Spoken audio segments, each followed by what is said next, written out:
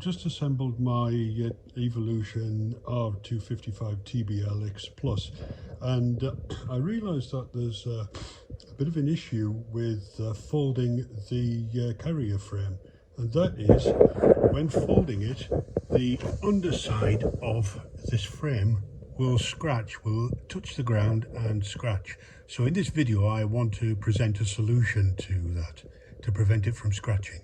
What I have here is a 2 meter length of insulation, pipe insulation, which has a diameter of 28 millimeters, inside diameter of 28 millimeters, and my plan is to thread that onto this carrier frame, which should prevent it from scratching when folding. Here we have it partially assembled. It is a little tricky to thread the insulation onto the pipe, but twisting and pushing, it is possible. So after a few minutes of pushing and pulling and twisting the pipe, or the insulation, I've almost got that completed.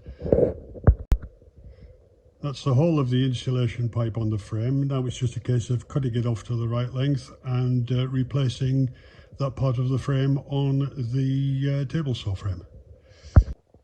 Well, that's it, all finished. I've put the insulation tubing on the bottom of the frame.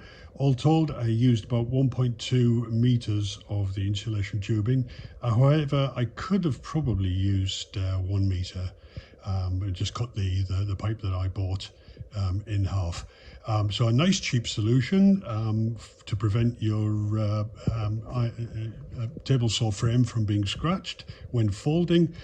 This piece of tube cost me €2.50, so a nice cheap solution for ensuring that it doesn't scratch while folding. Just a final shot of the frame with the protection sleeve in place, and as you can see, it does not interfere in any way with the folding function of the table saw carriage. If you like this video, then please press like and consider subscribing to our channel. Thank you. Bye now.